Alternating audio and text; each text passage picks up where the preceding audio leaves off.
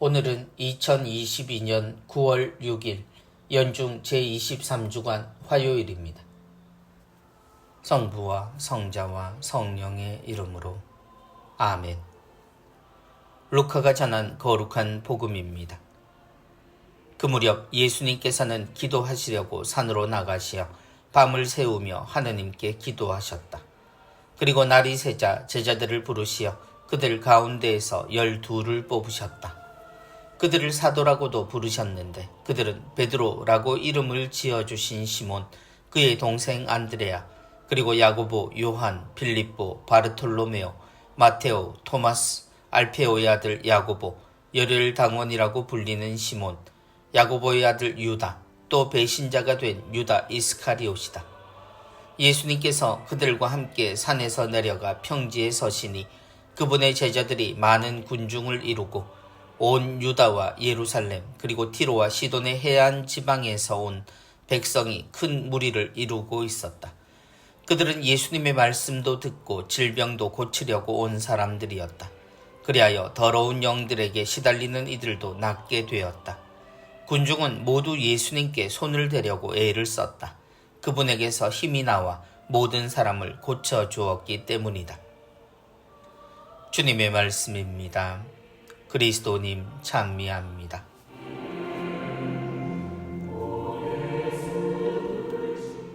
그들을 사도라고도 부르셨는데 사람이 되신 하느님이신 예수님, 주님의 모든 것은 하느님의 뜻이었고 하느님의 모습이었습니다. 그러다 보니 우리는 예수님을 보면서 구약에서 이어져 오던 하느님에 대한 모든 것을 평가할 기회를 얻게 됩니다. 그때 사람들은 구세주가 자신들의 지배자가 되어 오실 것이라 생각했습니다. 예수님이 오셨을 때에도 사람들은 주님은 세례자 요한보다 훨씬 높은 분이라 생각했고 요한조차 그렇게 여겼던 모양입니다. 그러나 현실은 주님은 죄인들의 사이에 계셨고 또한 그 자리에서 머무셨습니다. 결국 십자가에 돌아가실 때도 주님은 그 신분이 변하지 않으셨습니다. 밤을 새우며 하느님께 기도하셨다. 그런 주님이셨기에 주님은 우리가 생각하는 어떤 성인이나 위인과도 다르셨습니다. 우리가 평범한 것을 차이라고 표현하지 않듯 주님은 물론이고 그분의 모든 것이 그랬습니다. 그리고 그것은 주님의 사도들에게도 마찬가지로 드러났습니다. 그들을 사도라고도 부르셨는데 예수님을 따라 나선 사람들은 많았습니다.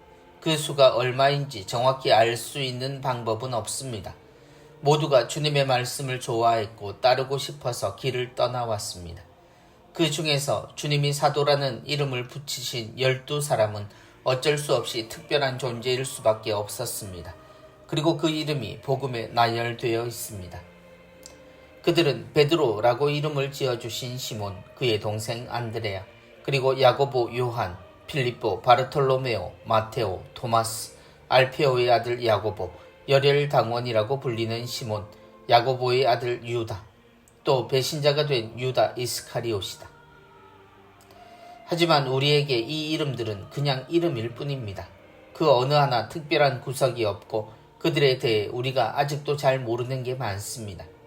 그런데 또 달리 보면 그들도 주님처럼 별 다를 것 없는 평범한 존재였다는 것이 명확한 사실입니다. 주님은 그런 이들에게 하느님의 뜻을 전하라고 사명을 주신 셈입니다. 예수님께서 그들과 함께 산에서 내려가 평지에 서시니 주님이 내려서신 평지에서 구원은 선포됩니다.